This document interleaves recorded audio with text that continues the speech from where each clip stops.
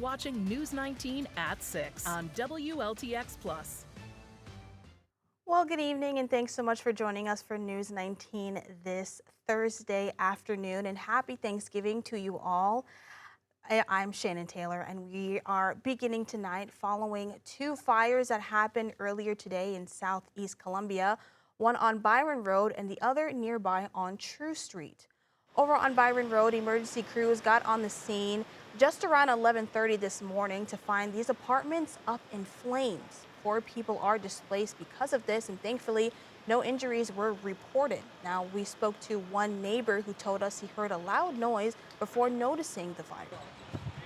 We heard a loud boom. My granddaughter seen the fire. She thought it was our building. So when I went to the back, I went on and I looked, and then I seen the other building on fire. So me and a bunch of other people went in and knocked on the doors to make sure to get everybody out. It's a scary situation, and it's kind of bad. You know, that this had to happen. It happened to these people, because my heart go out to them. And only one person was home during that fire, and Red Cross was also on the scene.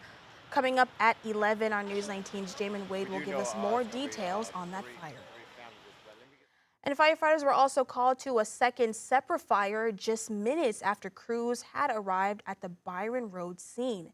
This involved a small warehouse used for road work on True Street. No one was inside at the time, but firefighters say the damage inside was extensive. And the initial estimates show that warehouse suffered just about $500,000 in damage. It came in, I don't know, maybe 10, 15 minutes after the other fire started. So we had to actually send, some units to True Street for this small warehouse right here. I think they do woodwork on the inside. No one was here when the fire started, but obviously when we got here, we had smoke coming from the building, and we got significant damages on the inside. And both fires tonight still remain under investigation.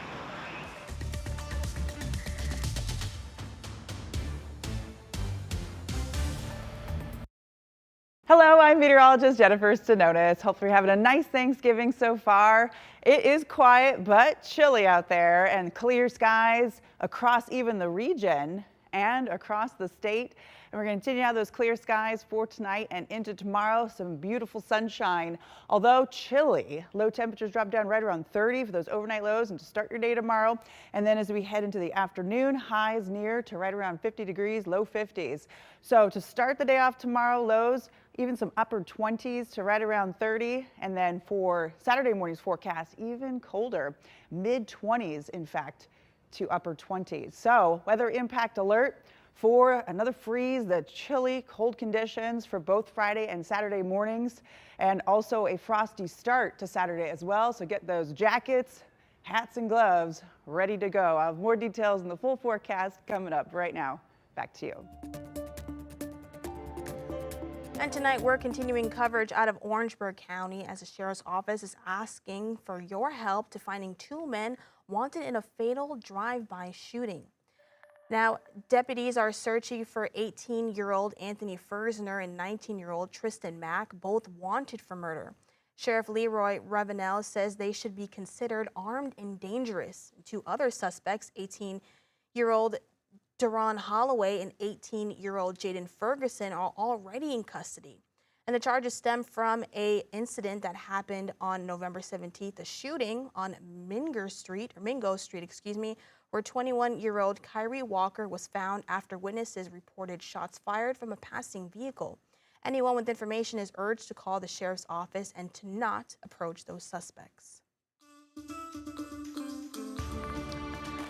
And over at the State House tonight, lawmakers are sounding the alarm over a federal proposal that could block states from creating their own laws for artificial intelligence for the next 10 years. That draft proposal was originally proposed as part of a federal spending bill, and now some members of Congress are trying to attach it to a new bill related to the Department of Defense. And supporters of that new regulation argue that state-level restrictions on an AI could stifle innovation as different countries race to advance quickly. but a bipartisan group of nearly 300 state lawmakers across the country have signed it onto a letter urging Congress to stop this proposal, saying that states need the ability to respond with their own laws if issues arise from AI. I'm pro AI, I'm pro technology, but I'm also pro responsibility. And if we can't ensure that we are moving forward safely, then we've got to rein it in a little bit. And if a federal moratorium moves forward, that state could choose to fight it or defend any of its own laws relating to AI in court. And it is Thanksgiving after all, and that means hundreds of people tonight can say they got a great Thanksgiving plate thanks to the actions of several churches teaming up to help, as it was today the 35th annual Robert Keeter Interfaith Thanksgiving Dinner, which fed hundreds earlier this afternoon. Lines wrapped up around St. Peter Catholic Church on Assembly Street for a plate of Thanksgiving dinner. Our News 19 Megan Dowshes was there and gives us more information on the festive gathering. Volunteers woke up bright and early Thanksgiving morning to help prepare Thanksgiving meal boxes for those who couldn't make the dinner. Altogether, 975 meals were made to bring to 15 nursing homes across the Midlands. And as to-go boxes finished up, it was right to putting the finishing touches in the main dining room. Guests lined the room waiting for their fresh Thanksgiving meal, from mashed potatoes to turkey to desserts. We asked the volunteers what it was like coming back year after year to serve Thanksgiving meals to hundreds. Well, it's a great feeling. This is my 25th year. I started back in 1999, and each year we see more people. We sometimes see the same faces, and we just hope to put a smile on their face. Happy Thanksgiving, and with good fellowship, we see them the next time at Christmas. It's really pretty exciting because you get to see like some of the same faces and whatnot, and you're like excited because sometimes you only see them for Thanksgiving. So it's nice that you get to wait a year and then you get to see them. They're excited, you're excited, and just be able to feed families who just sometimes just want to come out and get some food. Oh, it's always there. It's a great feeling.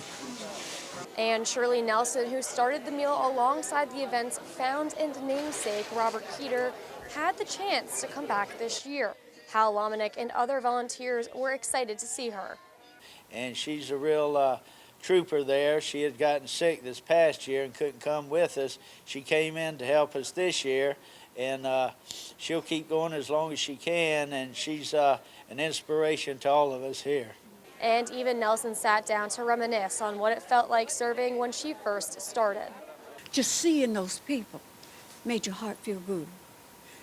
It let you know you were doing something, or God put you here to do something for the family on the outside. The Robert Keeter 35th Annual Interfaith Dinner was projected to serve 400 to 500 people this year. Reporting from Columbia, Megan Dowshes, News 19, WLTX. What a great story there. And as the Robert Keeter Interfaith Dinner wrapped up this afternoon, volunteers say they're already preparing for their annual Christmas dinner next month. And today, the Chapel AME Church had their annual community Thanksgiving dinner. And that dinner continues the legacy of Edith General, who started that tradition of offering a plate to anyone who needed it over 25 years ago. And this year, they even added a clothing drive. Our chief photographer, Chris Brathwaite, was there. Take a look.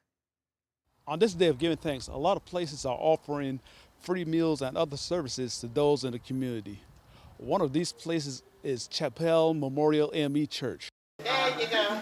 My aunt, Edith General, was the one who began doing Thanksgiving dinners here almost 40 years ago. Her belief was that everyone deserves a meal. Okay, I got 12 more coming. All righty. All right, and we got the dressing and string beans, rice, and a turkey under there. Starting this year, they're also offering a free blanket and coat giveaway. We are thankful today to be able to share back with this community, not just the Waverly community, but the Columbia community. These places heavy today.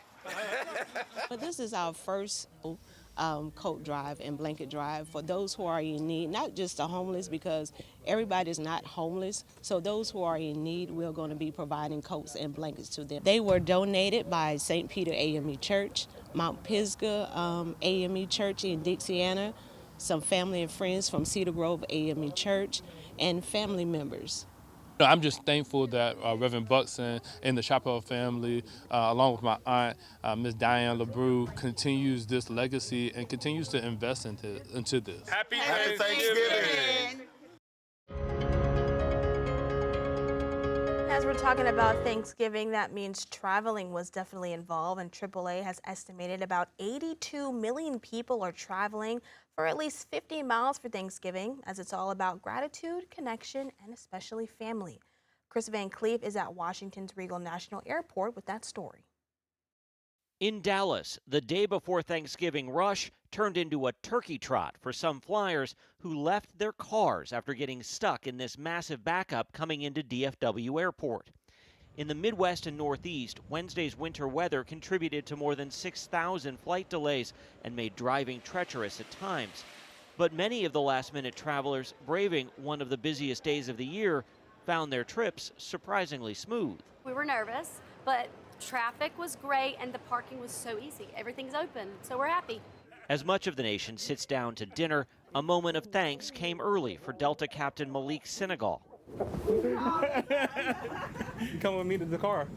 He surprised his grandfather Albert, flying the man who raised him for the first time and fulfilling a promise he made as a little boy to one day pilot his grandpa's flight. I'm really surprised by it, and I can't be more happy for him and for me too, you know. He would spend his hard-earned money on a flight simulator when we really didn't have the money for that. And to finally give that dream back to them and show them that, hey, it paid off, and, you know, thank you for believing in me, it means a lot to me.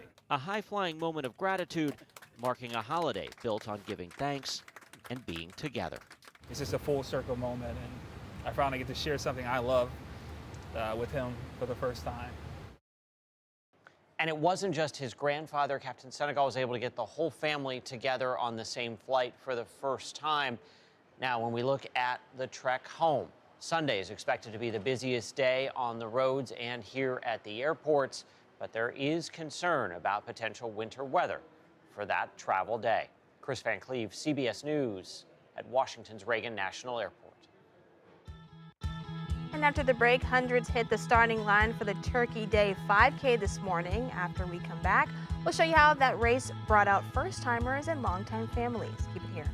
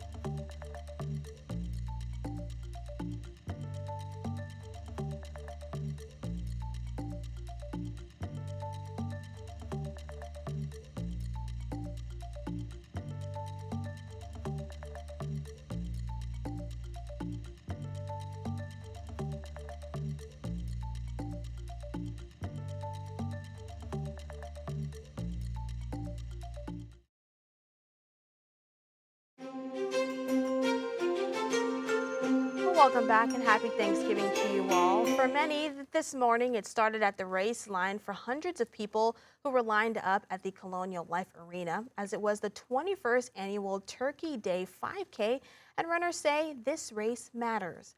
Our News 19's Ariana Clay shows us how it brought out the first-timers and families who come out every single year. If you're not running on Thanksgiving, what are you doing? I mean, you know. Baking pies or baking cookies? You gotta earn the pie. You gotta earn the pie. For some, the Turkey Day 5K in downtown Columbia meant traveling in to see family and getting the day started with a little movement.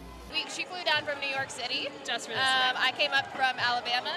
We wanted to show our hometown of Columbia, South Carolina, that we still have it. Yeah. The race supports the Boys and Girls Clubs of the Midlands, and Executive Director Troy Thames says it makes a real impact. We serve over 5,000 children each day throughout over 65 locations in Richland, Lexington, Fairfield, Newberry County. And so this has been our largest fundraiser that we've been working through for the last 21 years. I went to the Boys and Girls Clubs when I was a kid, so it means a lot. It's a great organization. I think it helps many children, so I just want to continue to support it. Now, among the 1,600 people out here, some were lacing up for the very first time.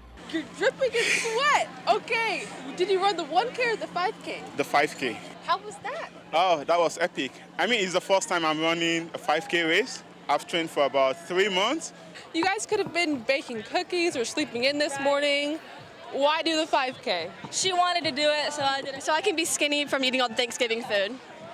That's a good cause, right? And for a few turkey trotters, this year's race was extra special. Well, I made a goal at the beginning of the year to run 2 5Ks, so this was the second 5K, so I reached my New Year's resolution for the year. And for some, it's more than just an annual tradition. I'm here with some of the runners now. What's your guys' name? I'm Brooke. Brooke? Kayla. First of all, Kayla, I love the outfit. Thank you. And for you, it's a special day. Tell me why. It's my 27th birthday. Is today November 27th too? It is. Golden year. It's very important that we continue to give back and continue to do something that's good for our community and do something that's good for children and, of course, good fellowship and good friends. Nothing like a stuffed turkey. In Columbia, Ariana Clay, News 19, WLTX.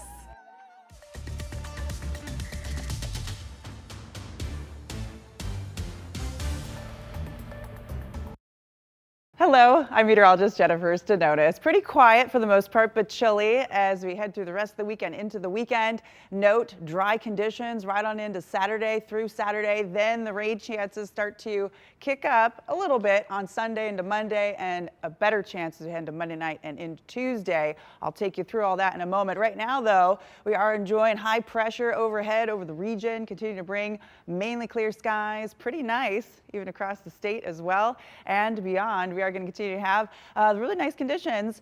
Mainly clear skies into tonight, tomorrow. Sunshine. Temperatures, though, are going to be chilly to start the day off. Those overnight lows into tomorrow morning. Upper 20s to right around 30. And then those highs only increasing right around 50. Low 50s, but at least under mostly sunny skies. Always makes it feel a little better. So the morning lows, we're going to start the morning off tomorrow. Upper 20s to right around 30 degrees area wide. And then Saturday morning, so the overnight lows Friday night into Saturday morning, even colder, some mid-20s for many locations. And then the highs aren't going to be increasing by much either on Saturday. So we have that weather impact alert, cold conditions once again Friday and especially Saturday mornings. So that hard freeze, even some frosty areas to start the day off on Saturday. So get the gear ready for the cold conditions. So we're going to be even colder, and also those cold nights, and even for those high temperatures for the day on Saturday, dry and chilly for football. Yes, that big football forecast coming up on Saturday. Temperatures afternoons in the mid to upper 40s for those afternoon highs. It will be dry with some sunshine, but chilly. So note that. All right, precipitation chances. So not much going on right through Saturday. Then we have a few of those chances, at least that rain chances do increase as we head into Sunday, Monday, but especially Monday night and into Tuesday, and then lowers once again. So temperature-wise, we are going to be chilly. High temperature only right around 50 for Friday, mid to upper 40s for Saturday. At least we're back to the 60s, low 60s right around that on Sunday, and then pretty much in the 50s, mid to upper 50s for at least much of next week. Wanted to show you this. So dry, sunshine Friday, more of the same Saturday, maybe just a few more clouds rolling in is all. And Sunday, we'll see a couple of those rain shower chances, mainly dry into Monday, at least though Monday night and into Tuesday, the rain chances go up once again, and then drying on Wednesday. For traveling, as we head into Saturday, fine along at least closer to the coast, but if you're headed inland, Memphis, some heavy downpours there up through St. Louis toward Dallas, and snow for Saturday evening well north into Chicago, Cincinnati, and also into Omaha. So note that.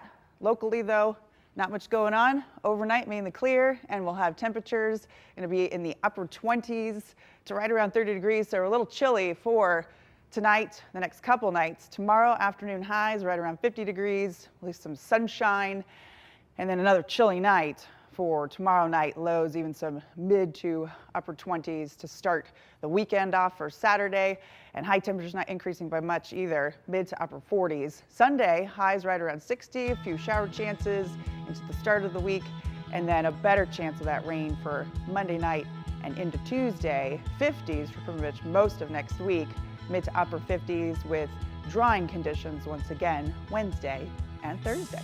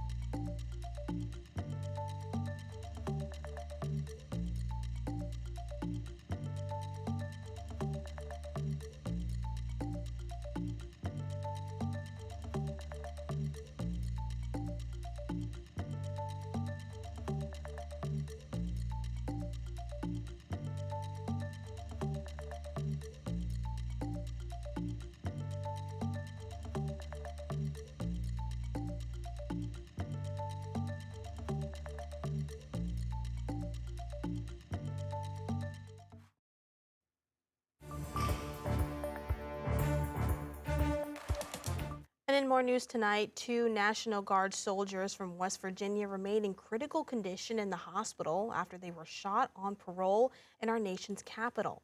And Natalie Brand has more details from Washington.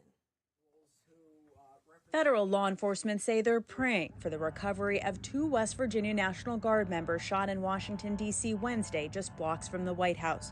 The soldiers have been identified as 20-year-old Sarah Beckstrom and 24-year-old Andrew Wolf. These are dedicated service members who were performing their duties in service to our nation, and they are currently in critical condition. Law enforcement have identified the suspect as 29-year-old Afghan national Ramanallah Lakhanwal from Washington state. They say he drove across country to carry out the attack. A lone gunman opened fire without provocation, ambush style, armed with a .357 Smith & Wesson revolver. Officials say Lakhanwal entered the U.S. in September 2021, following the American withdrawal from Afghanistan. The CIA says he previously worked alongside the U.S. government in Afghanistan. The subject had a relationship in Afghanistan with partner forces. We are fully investigating that aspect of his background as well, to include any known associates that are either overseas or here in the United States of America. A DHS official tells CBS News the suspected gunman was granted asylum earlier this year on humanitarian grounds. The administration says it's pausing the processing of all immigration applications for Afghan nationals following the incident. We must now re-examine every single alien who has entered our country from Afghanistan under Biden. The president has ordered an additional 500 National Guard troops to D.C. Natalie Brand, CBS News, Washington. And here at home, our Governor Mick Masters says a previously scheduled deployment of 300 National Guardsmen to D.C. will begin next week. We'll have more News 19 after this break.